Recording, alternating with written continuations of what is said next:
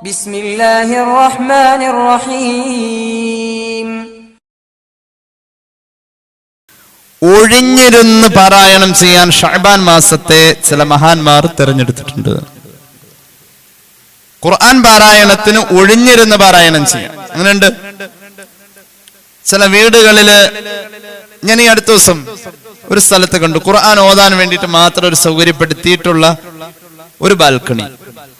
ഖുർആൻ പാരായണം നല്ല രസമായിട്ടിരുന്നു ഓതാൻ. അവിടെ പോയി കഴിഞ്ഞാൽ ഓതോന്നുള്ളതാണ് അതിലും വലിയൊരു കാര്യം. കാരണം അത്രയും രസമാണ് അതിന്റെ പരിസരം.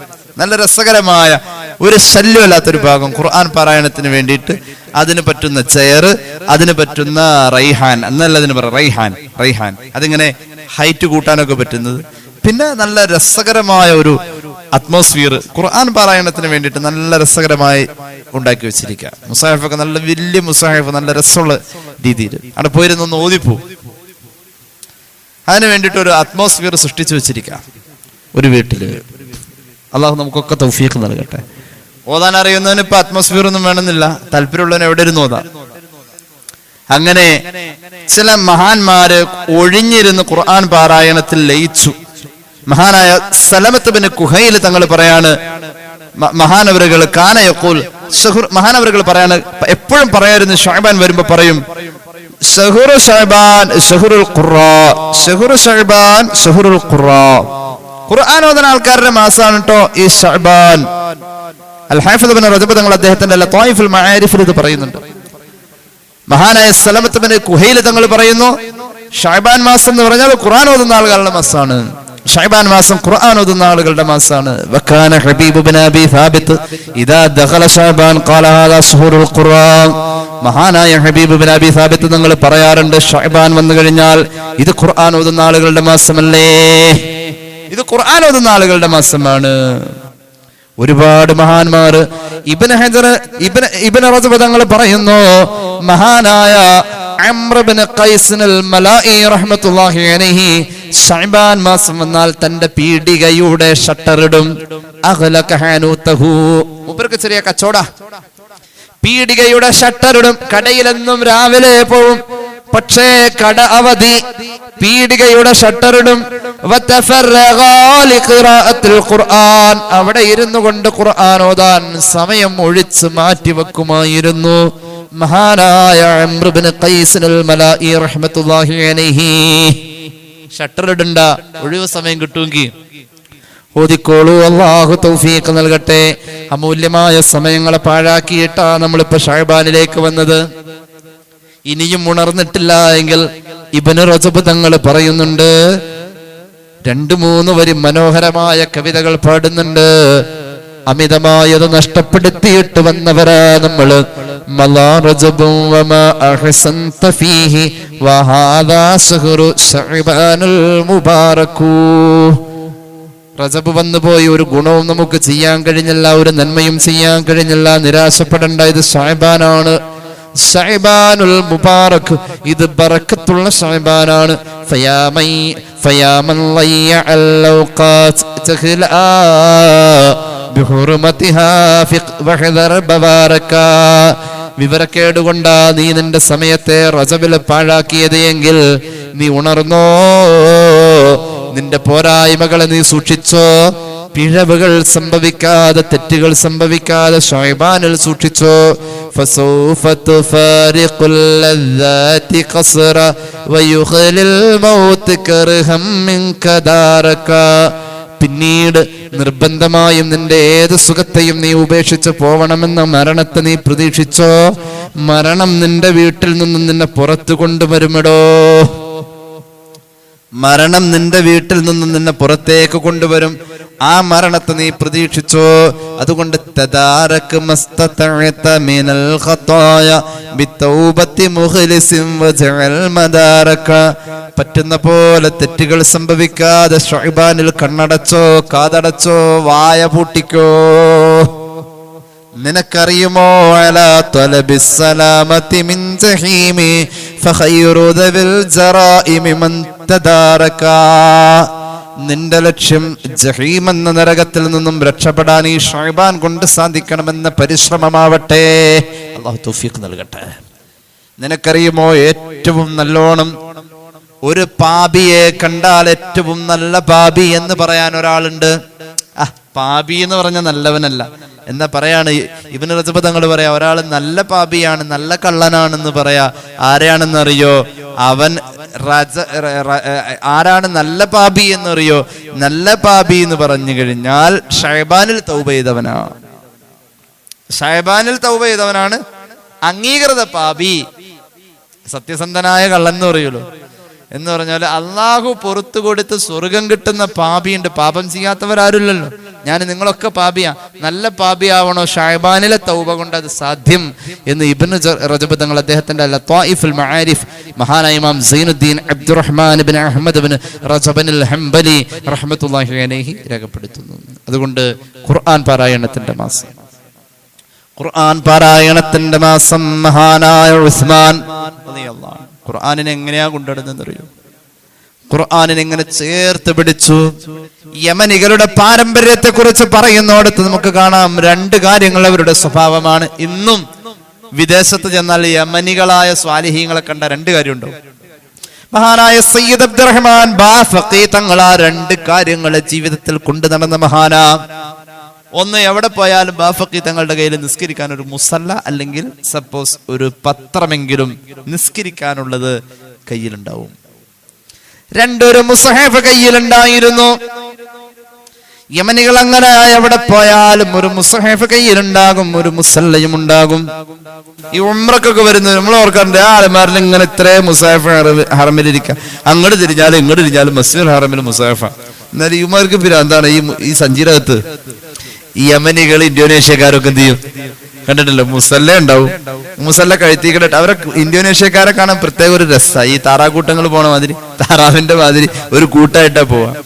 അതിന്റെ അകത്ത് അവരിങ്ങനെ ഒരു പ്രത്യേക യൂണിഫോം, ഒരു പച്ച നിറത്തിലുള്ള കടുംപച്ച ഷർട്ടോ ഒരു മഞ്ഞ നിറത്തിലുള്ള മുണ്ടും പിന്നെ കഴുത്തിക്കൂടെ ഒരു ഷാളും, പെണ്ണുങ്ങളാണ് ഇങ്ങനെ പൂക്കളുള്ള ഒരു മഫ്തയൊക്കെ ഇട്ടിട്ടാണ് ഈ ഉംറക്ക് ഹറമിലേക്ക് വരാം. അങ്ങനെയാണല്ലോ. അപ്പൊ ഈ മുസല്ല ഉണ്ടാവും, ഈ കാർന്നവരുടെ കഴുത്തിൽ എന്തുണ്ടാവും? മുസല്ല ഉണ്ടാവും. അവരുടെ ബാഗിൽ മുസാഫ് ഉണ്ടാവും.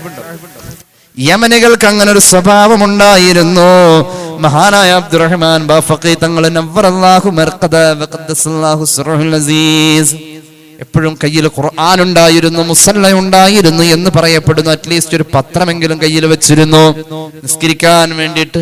നിസ്കാരത്തിന്റെ സമയങ്ങളിൽ എവിടെയും മഹാനവറുകൾ സ്ഥലം പോലും പരിഗണിച്ചിരുന്നില്ല. അങ്ങനെയാണ് ഒരുപാട് ഹൈന്ദവ സഹോദരങ്ങൾ ബാഫഖി തങ്ങൾക്ക് ഒളു എടുക്കാനുള്ള വെള്ളം പോലും ചുരിഞ്ഞു കൊടുത്തിട്ടുണ്ട്.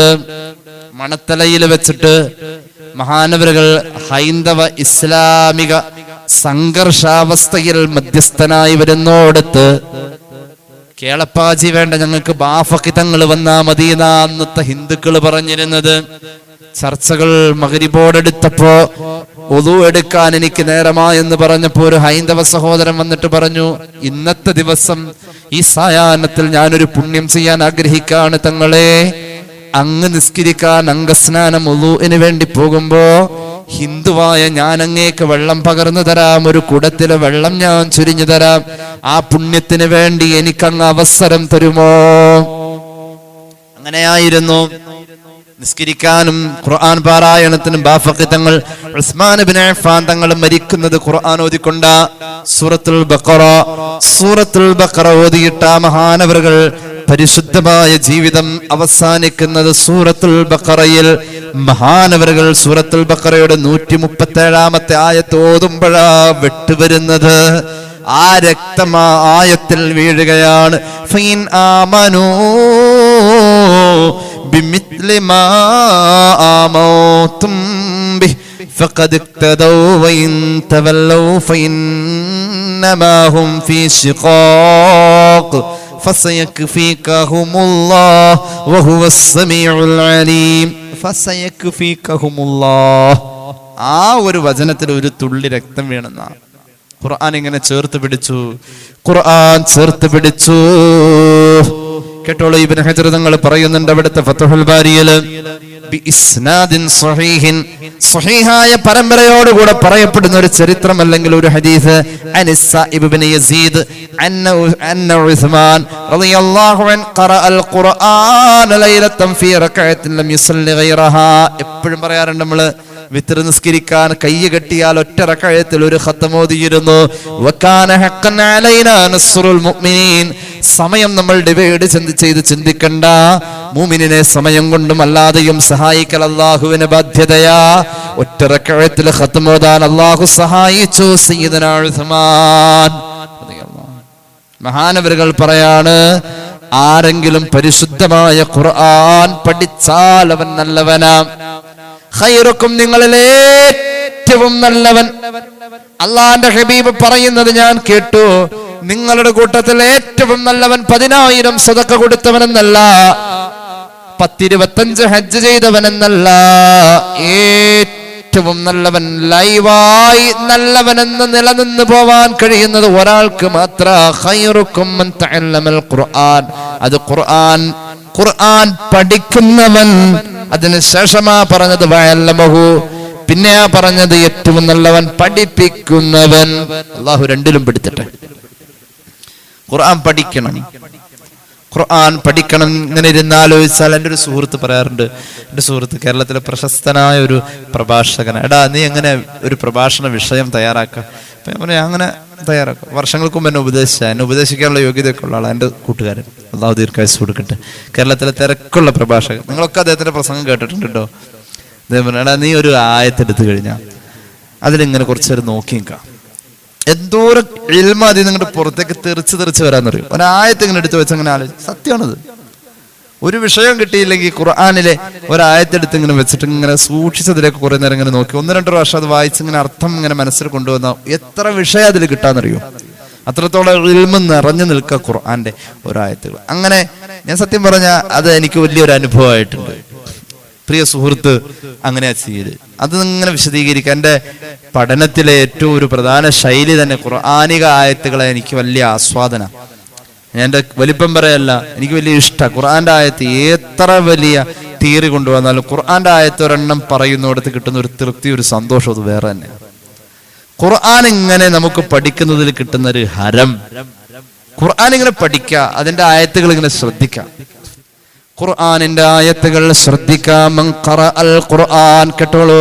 അൻ അലി ഇബ്നു അബി ത്വാലിബ് റളിയല്ലാഹു അൻ ഖാല നബി സല്ലല്ലാഹു അലൈഹി വസല്ലം, അല്ലാഹുവിന്റെ ഹബീബ് പറയുന്നു, ആരെങ്കിലും ഖുർആൻ പാരായണം നടത്തി എന്നിട്ട് അവിടെ ഇങ്ങനെ അങ്ങോട്ട് ചിന്തിച്ചു, ഈ ആയത്ത് എന്താ ഇങ്ങനെ, ഇതെന്താ എല്ലാ സ്ഥലത്തും ജന്നാത്തും തജ്രി കാണുന്നുണ്ടല്ലോ, എല്ലാ സ്ഥലത്തും ഇങ്ങനെ, ഇന്നക ലമിനൽ മുർസലീൻ, എന്താണ് ഇങ്ങനെ ഇന്നക്കലമിനൽ മുർസലീൻ എന്നൊക്കെ പറഞ്ഞത്? അവിടെ ഇന്ന പറയേണ്ടതില്ലല്ലോ, എന്താണ് ഇങ്ങനെ? അങ്ങനെ ഓരോന്നോരോന്ന് ആലോചിച്ചു.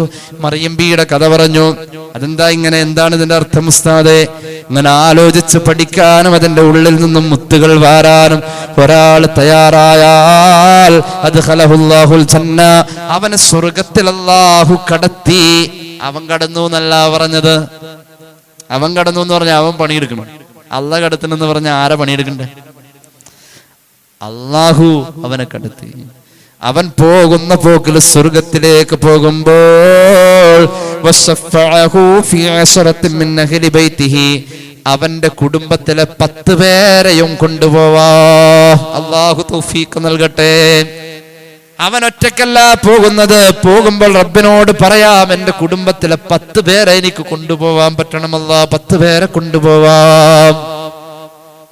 ഈ 10 പേരെ ഓൾറെഡി സ്വർഗത്തിൽ പോകുന്നവരല്ല, അവന്റെ കുടുംബത്തിൽ ആ 10 പേർ എന്നത് ചോയ്സാണ്. അതിൽ 10 പേരിൽ 7 പേര് എന്തായാലും സ്വർഗത്തിൽ പോകുന്നവരാ. അപ്പൊ ബാക്കി 3 പേരുണ്ട്. 3 പേരെ ഇവന് കൊണ്ടുപോകാൻ പറ്റും. ഇനി ബാക്കി എത്ര പേരോടും കൊണ്ടുപോവാ? 7 ആളെ. അപ്പൊ അവന്റെ കൊച്ചാപ്പാട വീട്ടിൽ നിന്ന് 7 ആളെടുക്കാം. നരകം നിർബന്ധമാക്കിയ 10 പേരെ അവന്റെ കുടുംബത്തിൽ നിന്നും അവന് കൊണ്ടുപോവാൻ പറ്റാൻ നബിയുനാ റസൂലുള്ളാഹി ഖുർആൻ പഠിപ്പിക്ക. നിലവാരമില്ലാത്ത പരിഭാഷകൾ കേൾക്കാനോ കാണാനോ പോവല്ലേ. അന്വേഷിക്കണം ഇതിന് പണ്ഡിതന്മാരുടെ പിന്തുണ ഉണ്ടോ. പരിഭാഷ കൊണ്ട് പഠിക്കണം എന്നല്ല അതിനർത്ഥം. ഓതാൻ പഠിച്ചാൽ മതി, നന്നായിട്ടൊന്ന് ഓതാൻ പഠിച്ചത്, പഠിക്കാനേ പറഞ്ഞോളൂ. സ്വഹീഹുൽ ബുഖാരിയുടെ ഒരു ഹെഡിങ് തന്നെ ബാബു ഖൈറുക്കും മൻ തഅല്ലമൽ ഖുർആന വഅല്ലമഹു. ഉത്തമർ, ഏറ്റവും ഉത്തമർ ഖുർആൻ പഠിപ്പിക്കുകയും ചെയ്തവരാണ് എന്നതാ ബുഖാരിയുടെ ഒരു ഹെഡിങ് തന്നെ. ഞാൻ വിശദീകരിക്കുന്നില്ല. അല്ലാഹുവിന്റെ ഹബീബ് സല്ലല്ലാഹു അലൈഹി വസല്ലം തങ്ങൾ പറയുന്നു, മൻ ഖറഅൽ ഖുർആന വഹുവ ഫിസ്സലാഹ്, ഒരാൾ ഖുർആൻ പാരായണം ചെയ്യുന്നത് നിസ്കാരത്തിലൂടെയാണ് എങ്കിൽ, ശ്രദ്ധിക്കണേ, നമ്മൾ മുമ്പ് പറഞ്ഞിട്ടുണ്ട്, ഒരാൾ ഖുർആൻ പാരായണം ചെയ്യുന്നു നിസ്കാരത്തിലായിട്ട്, ഒരാൾ ഖുർആൻ പാരായണം ചെയ്യുന്നു, നിസ്കാരത്തിലായി ഖുർആൻ പാരായണം ചെയ്യുന്ന മനുഷ്യന് കിട്ടുന്ന കൂലി അല്ലാഹുവിന്റെ ഹബീബ് സല്ലല്ലാഹു അലൈഹി വസല്ലം തങ്ങൾ പറയുകയാണ്, നിസ്കരിച്ചുകൊണ്ട് ഓതുന്ന ഖുർആന്റെ ആയത്തുകൾ ചിന്തിച്ചിട്ടുണ്ടോ? ഫാത്തിഹ നമ്മൾ നിസ്കാരത്തിലോതാ, സൂറത്തുകൾ നിസ്കാരത്തിലോതാ, ഓരോ അക്ഷരത്തിനും അല്ലാഹു അവന് 100 പ്രതിഫലമാണ് നൽകുന്നത്.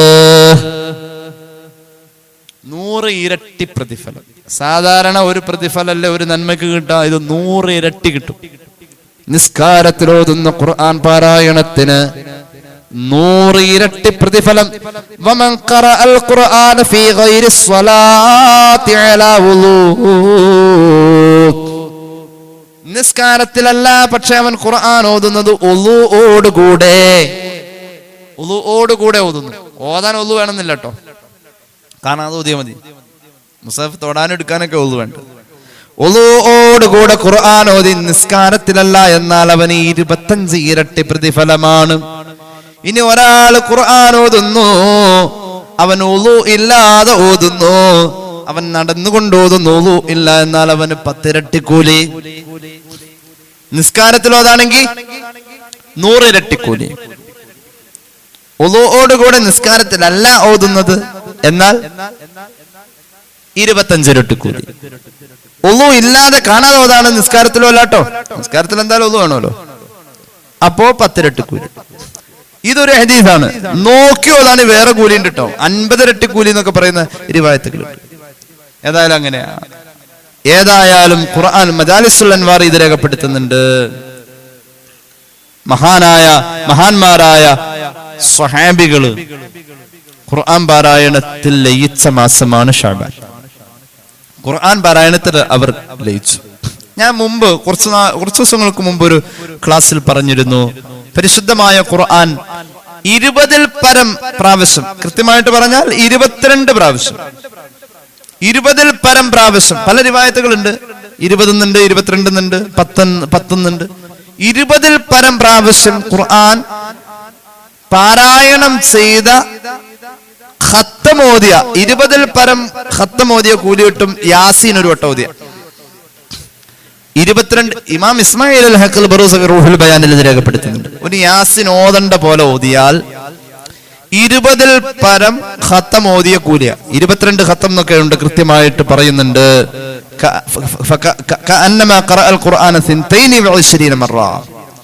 അങ്ങനെ പറയുന്നുണ്ട്.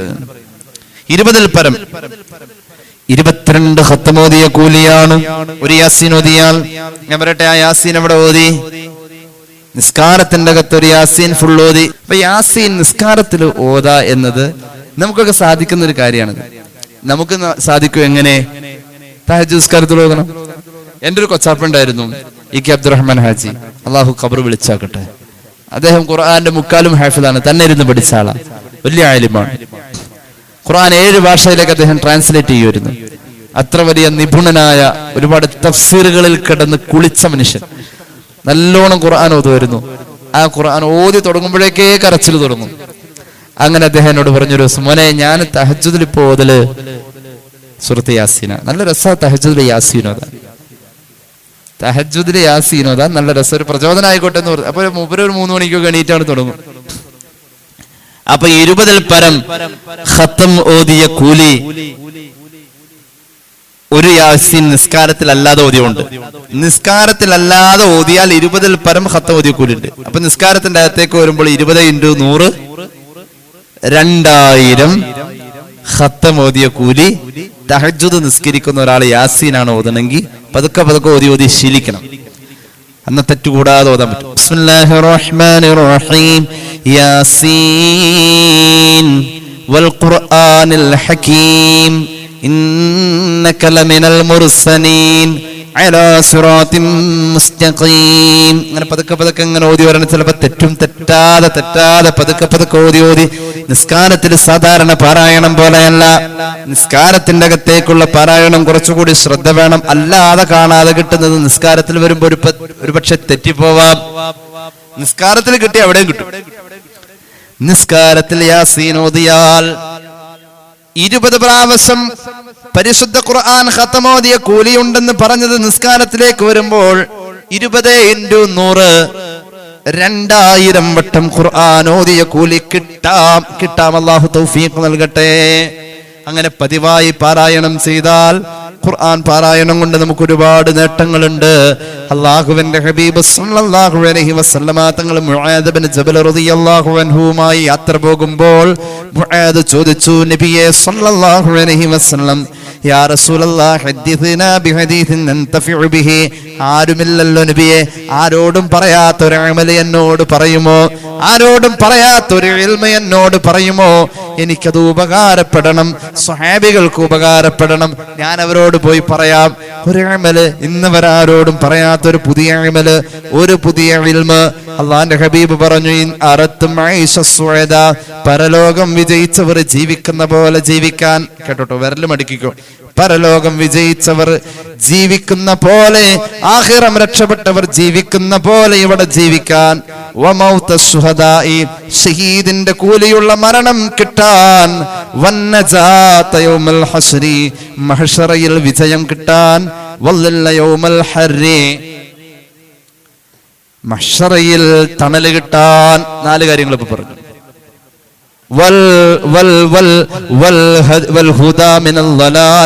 ഒരിക്കലും വഴികേടിൽ പോവാതെ ഹിദായത്ത് നിലനിൽക്കാൻ 5 കാര്യം പറഞ്ഞു.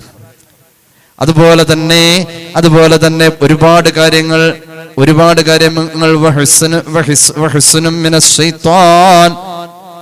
പിശാചിൽ നിന്നും കാവൽ കിട്ടാൻ. മീസാൻ എന്ന തുലാസിൽ തൂക്കം കൂടുതൽ കിട്ടാൻ. 7 കാര്യം പറഞ്ഞു അല്ലേ? 7 പറഞ്ഞില്ലേ? നമ്മള് പരലോകം രക്ഷപ്പെട്ടവന്റെ ജീവിതം കിട്ടാൻ, ഷഹീദന്മാരുടെ പോലത്തെ മരണം കിട്ടാൻ, ആ കൂലിയുള്ള മരണം കിട്ടാൻ 2. പിന്നെയോ മഹ്ശറയിലെ രക്ഷ കിട്ടാൻ, മഹ്ശറയിലെ ചൂടിൽ തണല് കിട്ടാൻ, വഴികേടി തരത്തിൽ നിന്നും നിരന്തരം നമുക്ക് ഹിദായത്ത് നിലനിന്ന് പോവാൻ, അതുപോലെ തന്നെ പിശാചിൽ നിന്നും കാവൽ കിട്ടാൻ, അതുപോലെ തന്നെ മീസാൻ എന്ന തുലാസിൽ തൂക്കം കൂടുതൽ കിട്ടാൻ. 7 കാര്യങ്ങൾക്ക് നിങ്ങൾ എന്ത് ചെയ്താൽ മതി? ഫഅദീമു ഖിറാഅത്തുൽ ഖുർആൻ. ഒരു സമയം നിശ്ചയിക്കുക, ആ സമയത്ത് പതിവായി പാരായണം ചെയ്യുക എന്ന സ്വഭാവം ഉണ്ടാക്കിയെടുക്കുക. ഖുർആൻ പാരായണത്തെ പതിവായി ചെയ്യുക, പതിവാക്കണം. എപ്പോഴേലും ചെയ്യല്ല, ഒരു കൃത്യസമയം നിശ്ചയിച്ച് ആ സമയത്ത് തന്നെ എന്നും ആ സമയത്തെ പാരായണം ചെയ്യൂ. ഷെയ്ഖ് മുഹീദ്ദീൻ തങ്ങൾ നിരന്തരം അങ്ങനെ സമയം നിശ്ചയിച്ച് പാരായണം ചെയ്ത ഒരു പതിവായ സമയം അബു ഹസൻ അലി നദവി സാഹിബിന്റെ റിജാലുൽ ഫിക്രി വദ്ദഅവത്തി ഫിൽ ഇസ്ലാം എന്ന കിതാബ് പറയുന്നത് ളുഹറിന് ശേഷമാണ്. അല്ലാത്തപ്പോഴൊക്കെ ചെയ്യലുണ്ട്. എന്നാലും അദ്ദേഹം അതിനായി നിശ്ചയിച്ചൊരു സമയം അത് ളുഹറിന്റെ ശേഷമാണ്. അള്ളാഹു നമുക്ക് തൗഫീഖ് നൽകട്ടെ. അപ്പൊ അങ്ങനെ നമ്മൾ പതിവായി ഒരു സമയം നിശ്ചയിച്ചു കഴിഞ്ഞാൽ നമുക്ക് ഈ പറയപ്പെട്ട 7 നേട്ടങ്ങൾ കരസ്ഥമാക്കാൻ കഴിയും. ചില മഹാന്മാരൊക്കെ ഓതിയതിന് കയ്യും കണക്കുമില്ല. ഞാൻ ഈ അടുത്ത് നമ്മുടെ തൃശ്ശൂർ ജില്ലയിൽ തന്നെ ഒരു ഉമ്മ മരിച്ചോടുത്ത് പോയി. അവർ മരിക്കാൻ നേരം അവരുടെ സമ്പാദ്യമായി മാറ്റി വെച്ചത് മുഷിഞ്ഞ ഒരു മുസാഹിഫാണ്. അവരുടെ ഏറ്റവും പ്രിയപ്പെട്ട സമ്പാദ്യം ഒരു മുഷിഞ്ഞ മലബാരി ലിപിയുള്ള ഒരു മുസാഹിഫാണ്. ഞാൻ ചോദിച്ചു, ഉമ്മാന്റെ വിശേഷങ്ങളും കാര്യങ്ങളൊക്കെ ചോദിച്ചു. ഉമ്മാക്ക് സുഖമില്ലാത്ത സമയത്ത് പല പ്രാവശ്യം ഞാൻ കാണാൻ പോയിരുന്നു. നല്ല പ്രായം ഉണ്ടായിരുന്നു അവർക്ക്. അവരുടെ ആ മരണത്തോടടുത്ത സമയം വരെ അവർ ഖുർആൻ താഴെ വെച്ചിട്ടില്ല. അവർ ഒരു വർഷം 50 ഖത്ത് ഓതുമായിരുന്നു. എത്ര ഖത്ത്? 50 ഖത്ത് ഓതുമായിരുന്നു ഒരു വർഷം.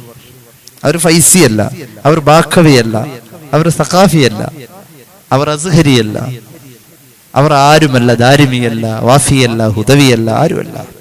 ഒരു സാധാരണക്കാരിയായ ഒരു 6-7 എണ്ണത്തിനെ പ്രസവിച്ച് വളർത്തിയ ഒരു ഉമ്മ 50 ഖത്ത് ഉമ്മ നിർബന്ധമായിട്ട് ഓതിയിരിക്കുന്ന 50 ഖത്തം ഒരു വർഷം. എത്രയോ വർഷങ്ങളായി ഞാൻ ചോദിച്ച ഉമ്മാനോട്, ഉമ്മ എന്ന് ഓത്ത് തുടങ്ങിയെന്ന് ചോദിച്ചു. മോനെ, ഞാൻ പ്രായപൂർത്തിയാവണതിന് മുമ്പ് തുടങ്ങിയെന്ന് എൻ്റെ ഓർമ്മ.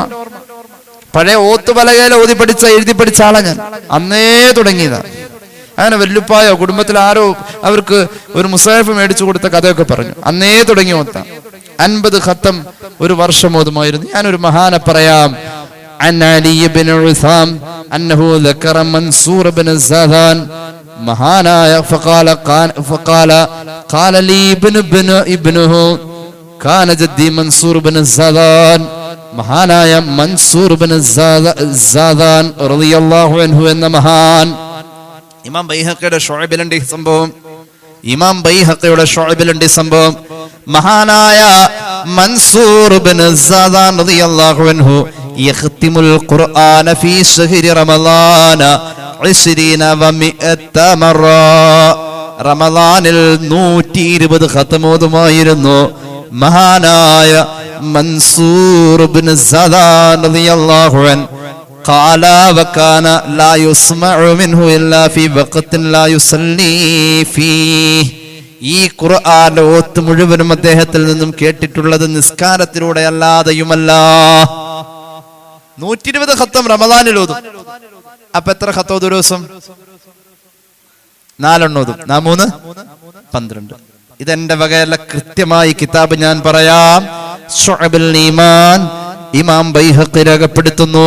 മൻസൂർ ഇബ്നു സാദാൻ റളിയല്ലാഹു അൻഹു റമളാൻ വന്നാൽ അപ്പൊ നിസ്കാരം ഒഴിവല്ല, നിരന്തര നിസ്കാരമായിരുന്നു. 4 ഖത്ത് ഒരു ദിവസം തീരണമെങ്കിൽ ഫോർവേഡ് ചിന്തിക്കണ്ട.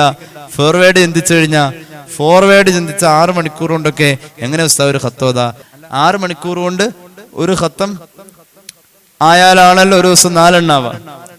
6 മണിക്കൂർ, ഒരു മണിക്കൂറിൽ 2 ജുസ്, അരമണിക്കൂറിൽ 1 ജുസ് വെച്ചിട്ടുണ്ടെങ്കിൽ 6 മണിക്കൂർ കൊണ്ട് മാക്സിമം 12 ജുസേ വരുള്ളൂ. അത് നമ്മളെ ഓത്തല്ലേ പറഞ്ഞത്. അള്ളാഹു സഹായിക്കുന്ന ഓത്തുണ്ട്. സമയം കൊണ്ടും അമല് കൊണ്ടും അള്ളാഹു സഹായിച്ചു. മൻസൂർ ബിൻ സാദാൻ റളിയല്ലാഹു അൻഹു ഒരു റമളാൻ വന്നു കഴിഞ്ഞാൽ 120 ഖത്തം ഓതുമായിരുന്നു. അള്ളാഹു തൗഫീഖ് നൽകട്ടെ. അപ്പൊ ആ മനുഷ്യൻ അത് ഒഴിവാക്കിയിട്ടില്ലേ? മഹാനായ ബഹർ ബിൻ നസ്ർ തങ്ങൾ പറയുന്നു, മാ റഅയ്തു വലാ സമിഅതു കാന ഫീ അസ്രി ശാഫിഈ അത്ഖാലില്ലാഹി വലാ ഔറ വലാ അഹ്സൻ സൗതൻ ബിൽ ഖുർആനി മിൻഹു. ശറഹുൽ മുഹദ്ദബ് ഇമാം നവവി അതിന്റെ മുഖദ്ദിമയുടെ ഭാഗത്ത് രേഖപ്പെടുത്തുന്നുണ്ട്. മഹാനായ ഇമാം ശാഫിഈ റളിയല്ലാഹു അൻഹുവിന്റെ കാലഘട്ടത്തിൽ അതുപോലെ മനോഹരമായി ഖുർആൻ ഓതുന്ന മറ്റൊരാളും ഉണ്ടായിട്ടില്ല. മഹാനായ ബഹർ ഇബ്നു നസ്ർ റളിയല്ലാഹു അൻഹു പറയാണ്, ഞാൻ കണ്ടതാ, ഞാൻ കേട്ടതാ, മഹാനവറുകളുടെ കാലഘട്ടത്തിൽ ഞാൻ ജീവിച്ചതാ, അല്ലെങ്കിൽ ആ മഹാനവറുകളുടെ കാലഘട്ടത്തിൽ ഞാൻ അനുഭവിച്ചതാ. ഇത്രയും സൂക്ഷ്മതയും ഖുർആൻ ഓതുമ്പോൾ ഇത്ര ശബ്ദ സൗന്ദര്യമുള്ള ഒരാളുണ്ടായിട്ടില്ല. ഇമാം നവവിയുടെ മജ്മൂഅ്, ഇമാം നവവിയുടെ ശറഹുൽ മുഹദ്ദബിൽ കാണാം. ഇമാം ശാഫിഈ അത്രയും നന്നായിട്ട് ഓതുമായിരുന്നു. മഹാനായ ഹുമൈദി തങ്ങൾ പറയുന്നു, കാന ശാഫിഈ യഖ്തിമു ഫീ കുല്ലി ശഹരിൻ 60 ഖത്മാ. ഒരു മാസം 60 ഖത്തം ഓതുമായിരുന്നു ഇമാമുന ശാഫിഈ. അങ്ങനെ ഒരു മാസം 60 ഖത്തം, ഒരു മാസം 60 ഖത്തം ഓതും. റമളാൻ വന്നു കഴിഞ്ഞാൽ ആ 60-ൽ 30 ഖത്തം നിസ്കാരത്തിലാ. മനസ്സിലായില്ലേ? അതായത് ഒരു ദിവസം 2 ഖത്തം ഓതുമായിരുന്നു. നേരത്തെ പറഞ്ഞ മഹാൻ 4 ഖത്തം ഓതുമായിരുന്നു. ഇമാമുന ശാഫിഈ. മഹാനവർക്ക് മാർക്കിടാൻ നിൽക്കണ്ട കേട്ടോ, നമ്മൾ അറിഞ്ഞത് ഇതുള്ളൂ.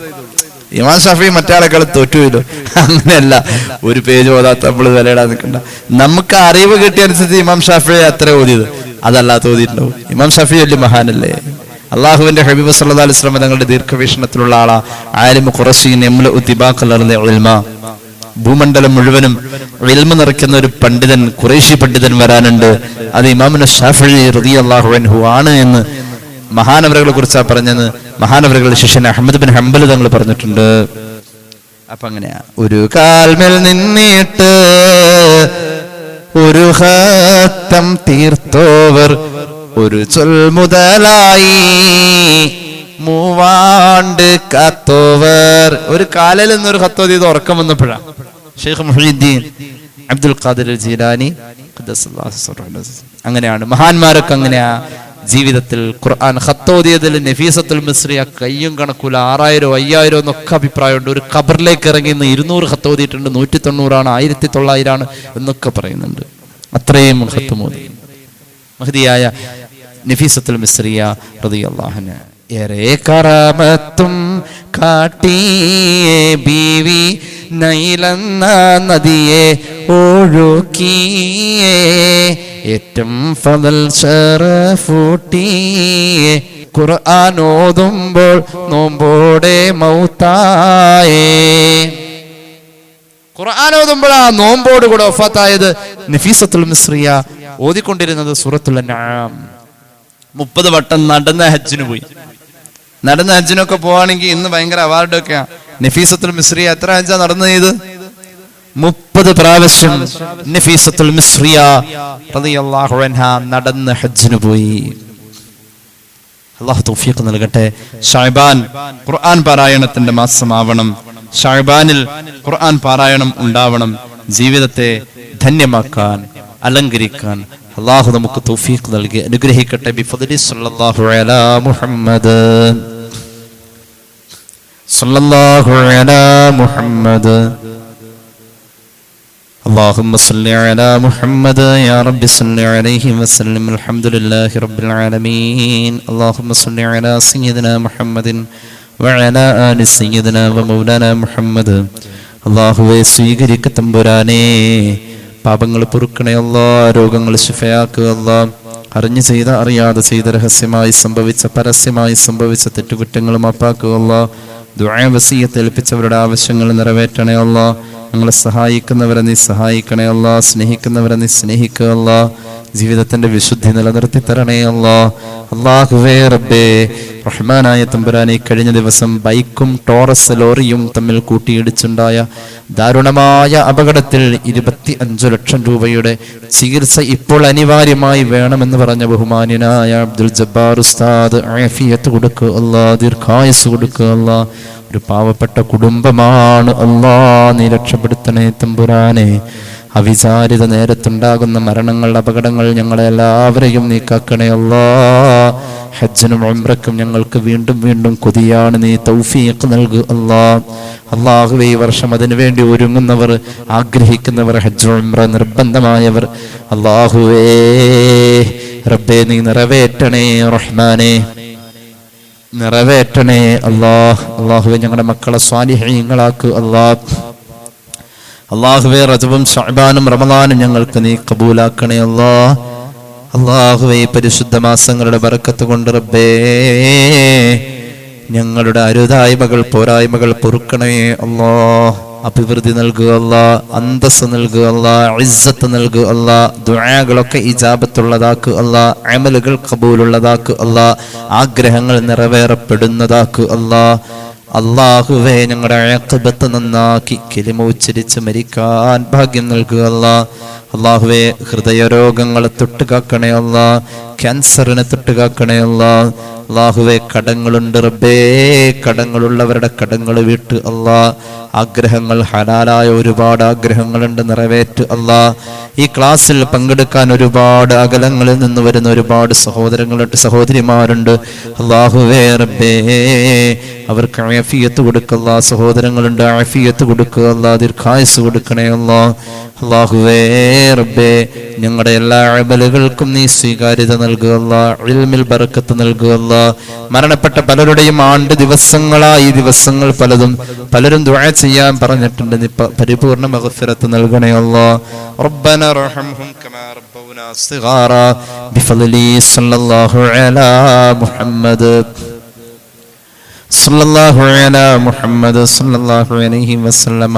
اللهم صل على محمد يا رب صل عليه وسلم. السلام عليكم ورحمة الله وبركاته.